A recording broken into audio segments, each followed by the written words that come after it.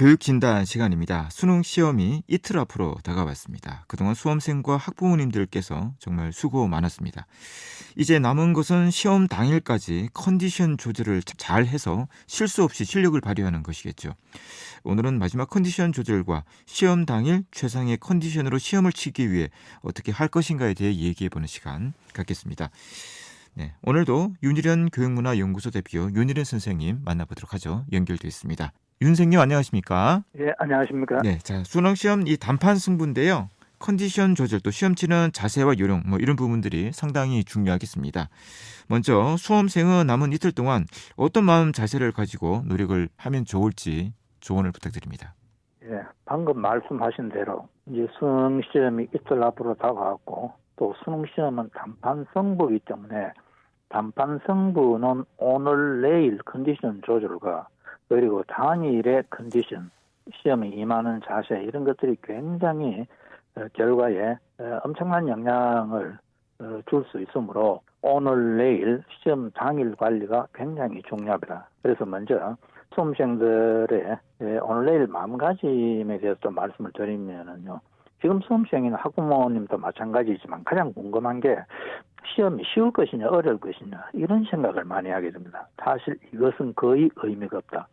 어렵든 쉽든 모두에게 동일한 조건이다. 어려우면은 나만 어려운 게 아니고 모두 어렵다. 그래서 영어나 제2외국어처럼 절대평가가 아닌 상대평가는 1등급부터 내려가기 때문에 신경 쓸 필요 없다. 어렵든 쉽든 최선을 다해서 시험에 임하겠다. 이 마음을 가지는 게 지금 가장 바람직합니다. 그래서 지금 이 시점에서는 도전적인 자세, 움츠리지 말고 자 이제 내가 최선을 다했다고는 할 수 없지만 이제 어떤 문제든지 다가와 봐라. 내가 해결하겠다.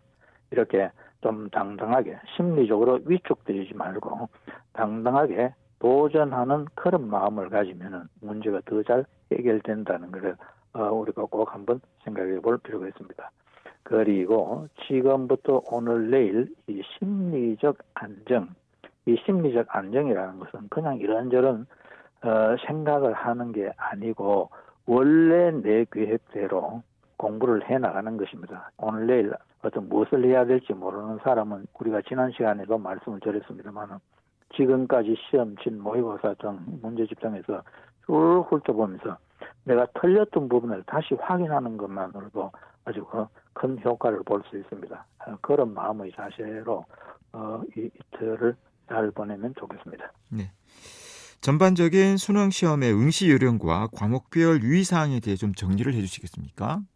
예, 첫째 이 시험 치러 가는 날도 가능한 한 아침은 먹고 가야 됩니다. 왜냐하면은 이 혈당이 제대로 그 안정을 유지해야 머리에서 집중력도 유지될 수 있기 때문에 아침을 먹어야 되고 그리고 지금 쭉 일주일 주간 일기예보를 보니 큰 한파는 없을 것 같습니다.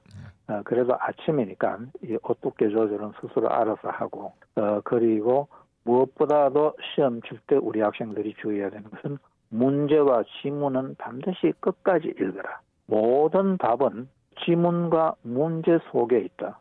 이 질문을 잘 이해하면 답으로 가는 길이 활짝 열린다. 이런 것들을 꼭 한번 생각해 볼 필요가 있고요.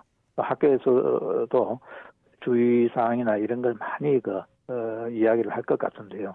시험 종료 5분 전까지는 정답을 답안지에 옮겨 적어라. 종치고 난 뒤에 옮겨 적으면 부정행위입니다. 종치면 다 손을 머리에 얹으라 하거나 올려라 하거나 이렇게 하기 때문에 이런 것도 좀 명심을 하고 그리고 늘 이것도 우리가 이야기하지만 시험 한 시간을 치고 쉬는 시간에 옆에 같은 학교 학생이나 친구가 있을 때 정답을 맞추지 말고 그냥 다음 시간 준비를 하면서 좀 차분히 가라앉히고 있는 게 좋다. 이렇게 말씀을 드리고 싶고요. 과목별로 좀 말씀을 드리면 국어는 지문을 읽다가 보면은 자신이 아는 내용인 것 같으면은 끝까지 안 보는 수가 있는데 방금도 말씀드렸습니다만은 지문을 정확하게 읽고 질문을 봐야 답이 나옵니다. 그래서 엉뚱한 정보에 이끌려서 오답을 고르는 경우가 있기 때문에 반드시 지문과 문제를 끝까지 읽어야 된다. 이런 것. 그리고 문제풀이를 할 때 자신이 알고 있는 정보나 상식보다는 철저하게 주어진 글에 바탕해서 답을 찾아야 된다. 이 예단과 피약을 피할 수 있는 최선의 방법은 다른 과목과 마찬가지지만 지문과 문항을 끝까지 진지하게 정확하게 읽는 것입니다. 그리고 1교시는 굉장히 중요한데 이 1교시 시작 전에 대부분 수험생들은 극도로 긴장하게 되고 또 두려움도 느끼는데 극도로 흥분되고 긴장된 상태를 차분히 깔아앉히고 1교시만 제대로 몰입해서 시험 치면 그 다음 시간부터는 아주 수월해집니다. 그래서 1교시에 심호흡을 하거나 평소 자기가 마음 다스리는 법이 각자 있을 겁니다. 차분하게 가라앉히고 문제풀이에 최선을 다하는 1교시 시작 전 심리적 안정이 중요하다는 걸 다시 한번 강조하고 싶습니다. 그리고 수학의 경우는 오지에서 오지 답을 고르는 게 아니고 단답형 옛날에 이쪽은 킬러 문항이라고 해서 어려웠지만 거기에 대한 문제가 제기됐기 때문에 이제는 이 객관식 어려운 문제들이 앞부분에 배치되기도 하고 그렇습니다. 그래서 문제를 풀이하다가 금방 봐서 안 풀리면은 한 문제에 너무 시간을 오래 끌지 말고 일단 체크하고 다음 문제를 풀고 한 바퀴 돌고 난 뒤에 다시 돌아오면은 처음에 잘 해법이 떠오르지 않는 게 풀이에 실마리가 떠오른 경우가 많습니다. 그래서 한 문제에 너무 시간을 오래 끌지 말고 그리고 자신 있게 임하면은 실수도 줄어든다. 이런 걸 좀 명심하면 좋겠고요. 그리고 영어도 예전에는 독해 지문에서 처음에 한 2줄, 끝에 2줄만 봐도 답이 나오는 경우가 많았지만 지금은 지문을 끝까지 다 읽어야 그 내용 파악을 해야 정답을 고를 수 있는 문제들이 많이 나오기 때문에 어렵다고 당황하지 말고 또 쉽다고 함부로 보지 말고 끝까지 볼 필요가 있습니다. 왜 지금 영어를 이렇게 말씀드리냐면 영어가 절대평가가 되면서 사실 다른 과목에 비해 학생들이 마지막에 오래 보지 않습니다.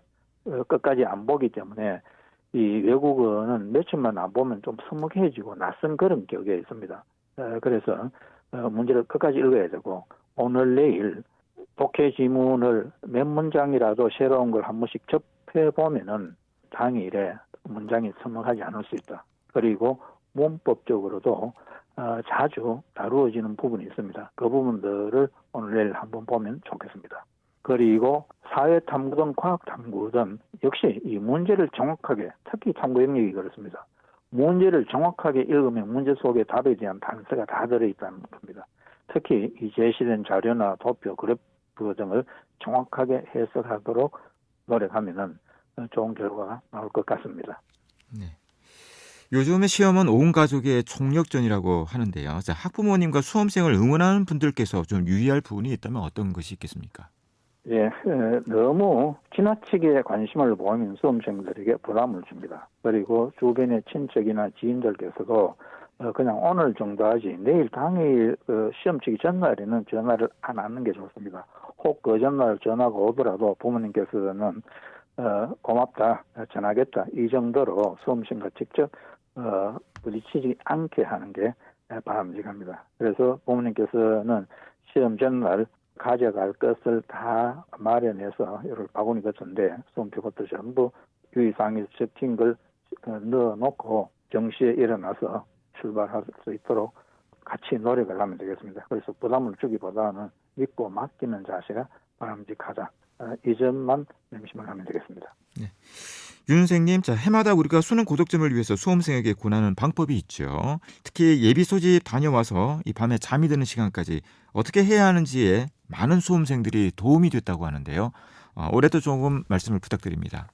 예, 그렇습니다. 이 매년 수험생들이 많이 도움이 됐다고 이야기합니다. 우리가 내일 예비 소집 갔다 와서 잠들기 전까지 시간이 참 막연하고 가만히 있으면 불안합니다. 그래서 이 시간을 잘 보내는 방법은 일단 저녁에 잠들기 전에 국어부터 국어, 수학, 영어, 탐구 영역에서 자기가 평소에 가장 많이 본 참고서나 교과서를 한 권 정도를 골라서 책상에 얹어놓고 잠을 잡니다. 그리고 이제 내일 예비 소집 다녀와서 시간이 어정쩡한데 가만히 있어서도 안 되거든요.